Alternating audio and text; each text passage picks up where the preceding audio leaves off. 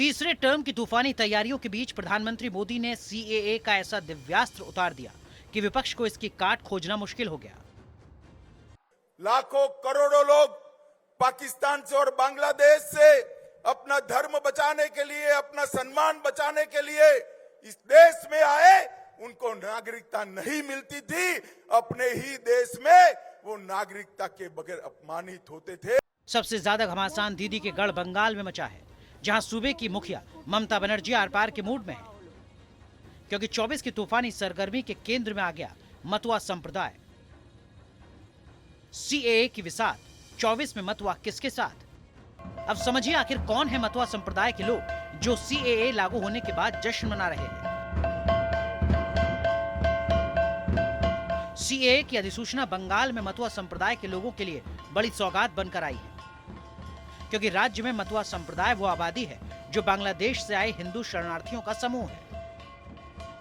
न जाने कितने दशकों से मतुआ समाज नागरिकता के लिए संघर्ष कर रहा था।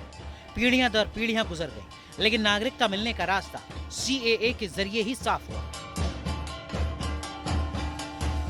मतुआ संप्रदाय बंगाल की दूसरी सबसे बड़ी अनुसूचित जाति वाली आबादी है, जो बंटवारे के वक्त पूर्वी पाकिस्तान में थी, मगर पाकिस्तानी सेना के दमन से आजिज पश्चिम बंगाल चली आई थी। तभी से शरणार्थी का टैग लगा, जो अभी तक मिट नहीं पाया था। और आज बंगाल की कुल आबादी में मतुआ समाज की हिस्सेदारी 4% से ज्यादा हो गई। मतुआ समुदाय का 70 विधानसभा सीटों पर खासा असर है। करीब 15 विधानसभा सीटों पर किंग मेकर की भूमिका निभाते हैं। 7 लोकसभा सीटों पर भी हार और जीत में मतुआ समाज का बड़ा रोल है। नदिया, नॉर्थ 24 परगना, साउथ 24 परगना में इनका दबदबा है। क्या हुआ, जो मतुआ लोग जो था, वो जो सीए के लिए बीजेपी को समर्थन दिया था, उन्होंने एकदम रुष्ट हो गया था, क्योंकि सीए लागू नहीं हुआ। तो इस बार सीए लागू होने के बाद वो नॉर्थ 24 परगना में जो मतुआ वोट है और नदिया डिस्ट्रिक्ट में जो मतुआ वोट है और सारे पश्चिम बंगाल में थोड़ा थोड़ा पॉकेट में जो, ये पूरा बीजेपी को जाएगा। ये तो एक है फ़ायदा। और एक फ़ायदा है, अगर आप मतुआ को छोड़ के हिंदू वोट देखिए वेस्ट बंगाल में, तो उसमें भी एक अवसर पड़ेगा मेरे को लगता है, क्योंकि ये नरेंद्र मोदी को एक अच्छा सा मंच देगा। सामाजिक रूप से ही नहीं, सियासी रूप से भी मतुआ समुदाय का साथ किसी भी दल के लिए बूस्टर का काम करता रहा है। यही वजह है कि सीएए के नाम से ही ममता बिफर उठती है। मुख्यमंत्री ममता बनर्जी नागरिकता संशोधन कानून का जमकर विरोध कर रही है।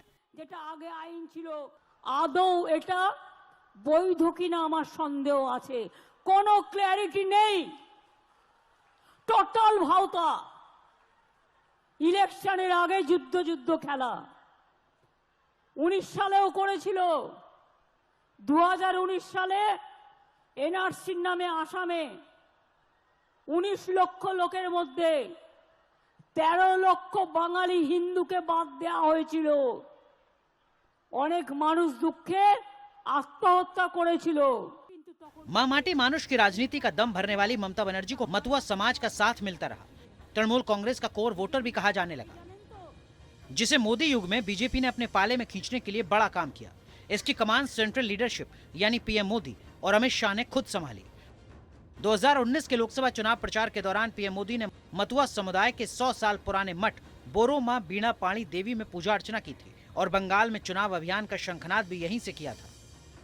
2014 में 2 सीटों वाली बीजेपी अगर 2019 के लोकसभा चुनाव में 18 तक पहुंची, तो इसके पीछे मतुआ समाज का फैक्टर अहम रहा। बीजेपी ने बोरो मां के पोते शांतनु ठाकुर को बोंगन लोकसभा सीट से उतारा। मतुआ वोट पाने की रणनीति काम कर गई। इसका संदेश पूरे बंगाल में गया था। बंगाल में 1 करोड़ 80 लाख अनुसूचित जाति में मतुआ 17% है। 42 लोकसभा सीटों में 10 सीटें एससी के लिए रिजर्व है।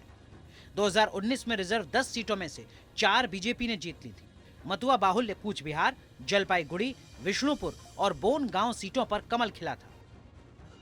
2019 में पहली बार बंगाल में मतुआ समाज का बीजेपी को वोट मिला था। अमित शाह ने 6 नवंबर 2020 को बंगाल दौरे पर मतुआ समुदाय के एक परिवार के साथ दोपहर का खाना खाया था।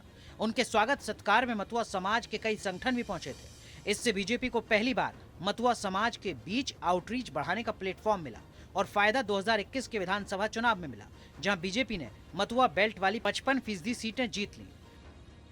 Saying these words that there is nothing to fear, confusion may created by leader like TMC. They are really the party for intruders. They ask Bangladesh citizen to come and participate in our Indian democracy. This is their character. So Matua समाज को पाले में रखने के लिए ममता बनर्जी ने कई बड़े दाव चले थे। 25,000 शरणार्थी परिवार को जमीन और मथुआ विकास बोर्ड जैसे कदम उठाए गए। अब सीएए के दम पर बीजेपी ने बंगाल में बड़ी बिसात दी है।